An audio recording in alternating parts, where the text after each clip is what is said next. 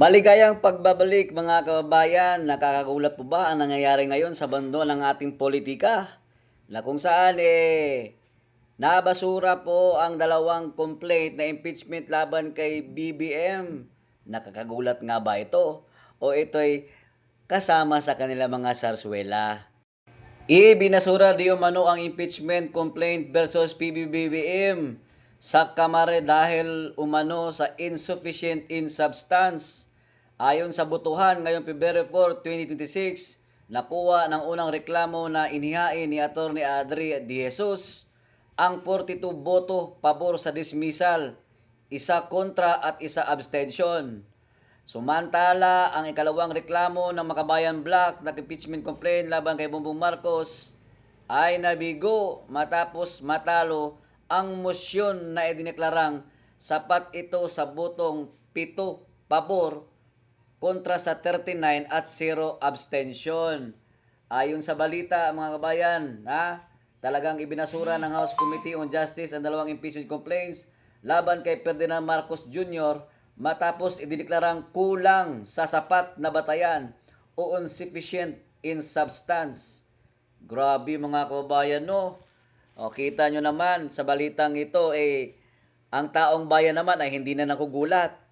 Nakikita ng taong bayan na ito'y gawa-gawa lamang nila para kunwari magkaroon ng isang impeachment complaint na against kay BBM. Pero dahil dito sa mga napanood natin sa balita at sa kakapasok lamang na mga hearing nila ay talagang hindi na matutuloy ang impeachment. Bagkus, tayo po ngayon at sila ay nakatutok dito kay Vice President Sara Duterte complaint. Lalong-lalo na yung paratang nila na Mary Grace Piatos.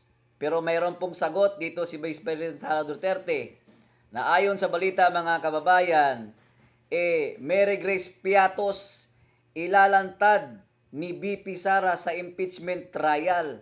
Dito sa impeachment, kung ito man ang tamang venue, siguro mailalahad na natin kung ano, and we've been preparing for that din naman po as part of the defense team, sabi ni Atty. Michael Powa. Ayon sa balita, no, handa umanong ilantad ng kampo ni BP Sara Duterte ang tunay na pagkakakilanlan ng kontrobersyal na pangalang Mary Grace Piatos. Agokoy. Sakaling tuluyang matuloy ang impeachment trial laban sa kanya sa Senado. Ayon kay Atty. Michael Powa, tagapagsalita ng defense team ng Vice Presidente, matagal nang nilang pinaninindigan na sasagutin lamang ang mga aligasyon sa angkop na forum. At para sa kanila, ang impeachment trial ang tamang lugar para rito. Siguro parang glitch, pero parati na kasi natin nasasabi na sa appropriate forum lang. At ito na siguro yung appropriate forum sa impeachment kung talagang maglabasan.